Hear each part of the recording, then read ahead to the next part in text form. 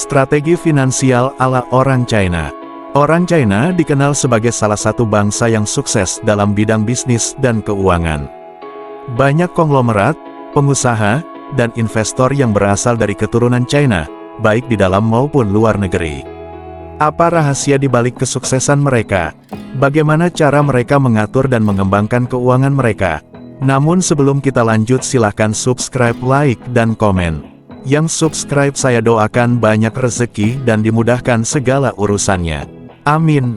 Ternyata, ada beberapa strategi finansial yang sering diterapkan oleh orang China, yang bisa menjadi inspirasi bagi kita semua.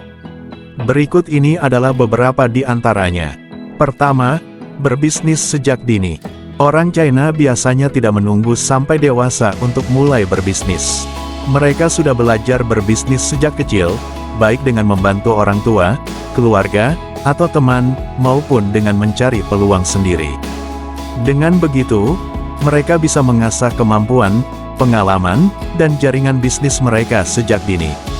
Mereka juga bisa belajar dari kegagalan dan kesuksesan yang mereka alami, serta mengembangkan mentalitas wirausaha yang tangguh.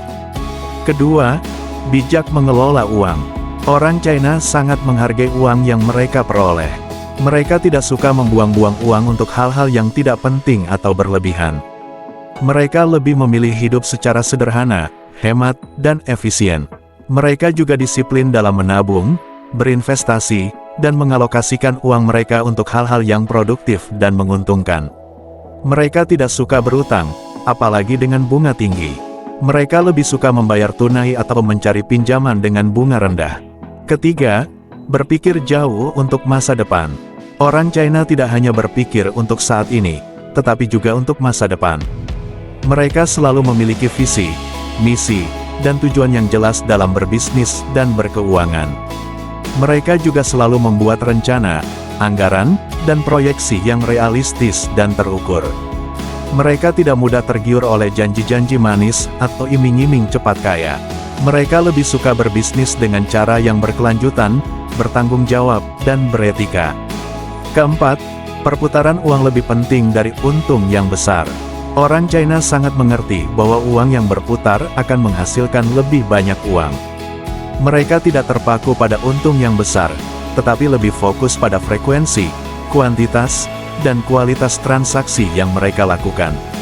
Mereka selalu mencari cara untuk meningkatkan omset, volume, dan margin bisnis mereka.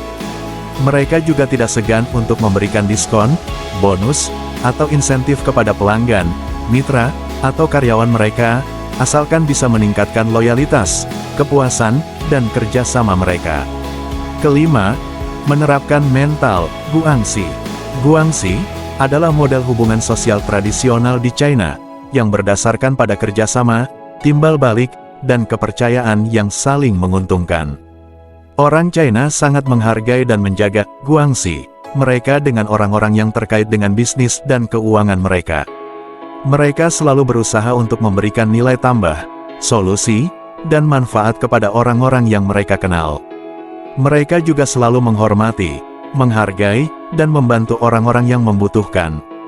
Dengan begitu, mereka bisa membangun reputasi, kredibilitas, dan keunggulan kompetitif mereka di pasar. Keenam, belajar terus-menerus.